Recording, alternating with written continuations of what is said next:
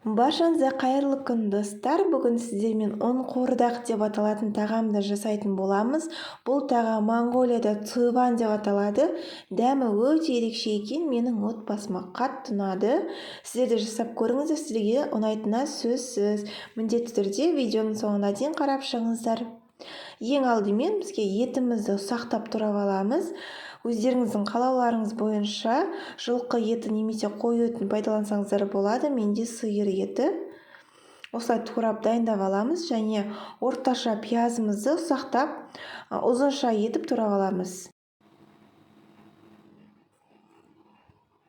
Орташа сәбізімізді алып, палауға тураған сияқты осылай жіңішке ұзынша етіп турап аламыз. Және қызыл болгар бұрышымызды және көк болгар бұрышын жақсылап турап, ұзынша немесе кубиктап турап аламыз. Енді қазанымызды алдын ала қыздырып, майымызды құйып, осылай етімізді салатын боламыз. Етіміз қызарғанша қуырамыз, суы кетіп, міндетті түрде жақсылап қуырып алыңыздар. Міне менде 5 минут шамасында қуырылды. Енді үстінен ұзынша етіп туралған пиязымызды салатын боламыз. Пиязымызды жақсылап қуырып аламыз, қызартып. Міне бізде пиязымыз қуырылып болған соң үстінен паприка салдым. Паприка өте керемет қып-қызыл етіп рең береді және дәм беретін болады. Томатқа қарағанда паприка салыңыздар. Және қуырылып болған соң осылай аздап су құямыз, орташа етіп және бетін жауып 20 минут шамасында бұқтыратын боламыз. Ары қарай қамырымызды дайындайтын боламыз. Қамырымызға 1 дана жұмыртқамызды және 100 мг су құйдым. Үстінен 1 шай қасық тұз салып аламыз. Және барлығын араластырып, бешбармақтың қамырына тура дайындағанды қаттырақ етіп илейтін боламыз. Жұмсақ болса езіліп кетуі мүмкін, сондықтан барынша қаттырақ етіп илей беріңіздер. Осылай басы біріккенше жақсылап илеп алатын боламыз.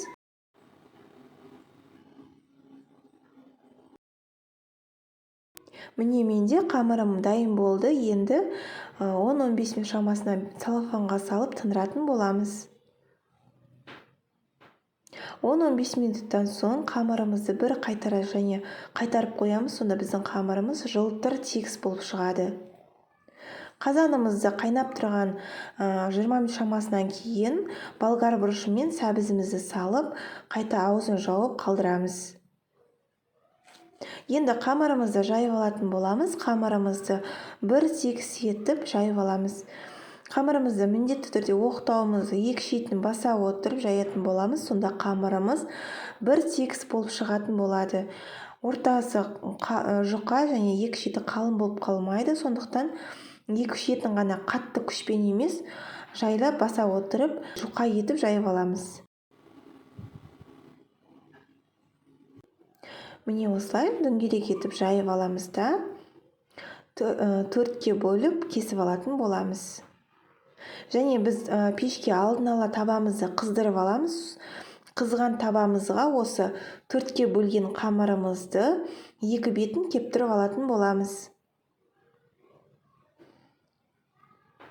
Міне осылай пешімізді қызартып табамызды, қамырымызды екі бетін кептіріп аламыз. Сонда қамырымыз қазір кескен кезде ешқандай жабыспайтын болады. Егер суып жатса, қайта табамызды қыздырып кептіріп алатын боламыз. Ешқандай жабыспайды.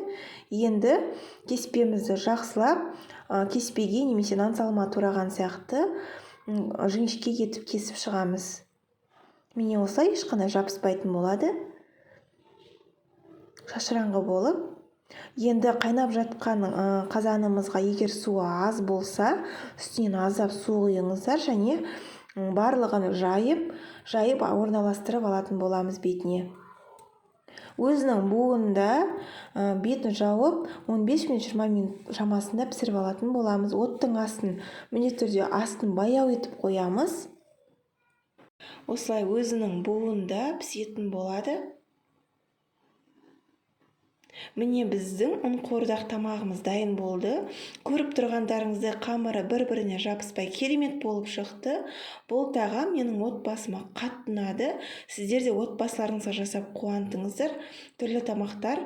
Мен және бұл тағамды өзімнің сүйікті тағамдарымның қатарына қосып қойдым. Егер видео ұнаса, тіркеліп қоңыраушаны басып қоюды ұмытпаңыздар. Алда түрлі рецептермен бөлісетін боламын. Ас болсын!